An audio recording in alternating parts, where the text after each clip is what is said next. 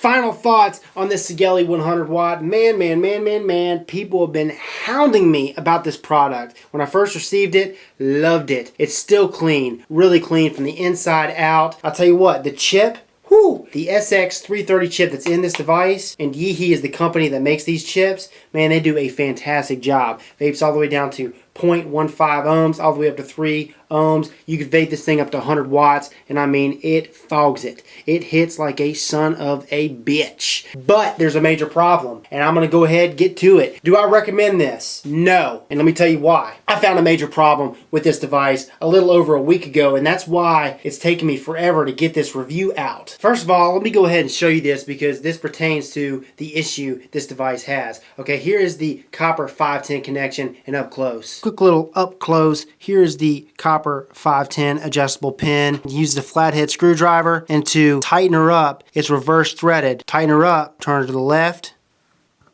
And what I like to do with this device is typically screw her pretty much all the way down, and to loosen her up, I turn to the right. And as I loosen her up, she becomes way more wobbly, and I notice that with the devices I do have to adjust her up, the devices get more wobbly. Loosen her. Now watch this. She just gets wobbly. Wobble. Not good. This thing jumps all over the place resistance wise. Let me give you an example. Up until about a little over a week ago, I started to have issues, and I realized what the problem was. It took me forever to realize it. I actually have a few friends that own this device, and we were comparing notes. I wanted to see if they had the same problems that I was having. Two of my buddies that own this were, and another buddy that owned this wasn't. So 3 out of 4 are having the same issues with this. That's a problem. So anyways, for the first 2 weeks, I was using different RDAs pretty much every day, and I wasn't having any issues. And then up until a little over a week ago, I started to have issues. Now the reason I was starting to have issues is because the products that I was using on this device a little over a week ago did not have, I would say most of them did not have an adjustable pin at the 510 connection. For example, this Lancia right here, it does not have an adjustable pin at the 510 connection, and I was using it on this sucker, and it started to jump all over the place. Okay, so I had a 0.3 ohm build. It would jump up to 0.8, 1.2, 1.8, 2.5, and it just totally messed my vape up. When you're vaping on something at 1.1 ohms and you have it set to vape at 30 watts, 35 watts, and it jumps down on you to 0.3 ohms, or jumps up, or jumps this, or jumps that, it's so annoying. Sometimes it hits harder, sometimes it hits weaker. I was like, gee whiz, what the hell's going on here? So long story short, the problem was every time you pulled that adjustable pin out, it would have issues. It would jump up and down. The resistance would just be bouncing all over the place. And it's because the pin, this copper pin, is too narrow and it's too short. So when you pull it out to make connection with devices like this that don't have an adjustable pin at the 510 connection, you're going to have issues. It's going to be wobbling around, and because of that,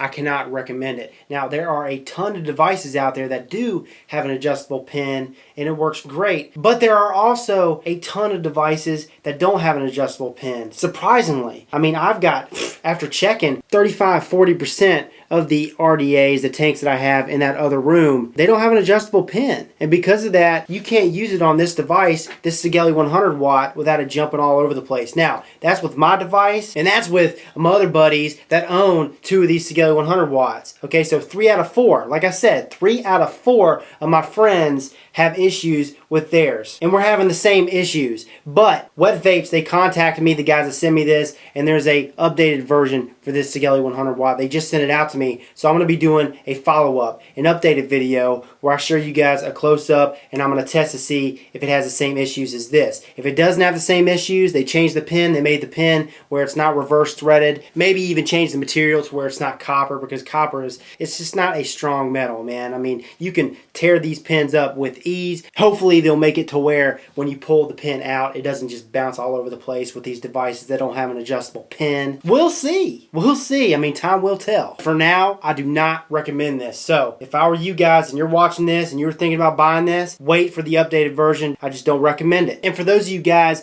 who are interested in the updated version, I know I am, because this thing is freaking awesome other than the major problem that it has. For those of you guys who missed the sneak peek, who wanted to see this thing up close, what I'm going to go ahead and do is I'm going to go ahead and post a link in the description, a sneak peek, the sneak peek I did on this 100 watt Sigelei 100 watt, so you can check it out, so you can see what this thing looks like with the back panel off, etc. There are tons of pros. I do want to mention this. Love the fire button, love the clicky buttons. They're all clicky. I mean, this fire button has been one of my favorites out of all the box mods that I've used out of China. I love it. It's super comfortable. The size is great. It holds two 18650 batteries. You got the vent holes at the base. The back door, the back panel is held on by magnets and screws. I've just taken my screws out, but you got to be careful because juice may get in those holes, may get into the circuitry. So, like I said in the sneak peek, I recommend it to Sigelei. Go ahead, take the screws, get rid of them, make it to where it's a solid back panel with just the magnets. I haven't had any issues with this back panel rattling at all. Back to the fire button. 5 clicks of the fire button turns it on. 5 clicks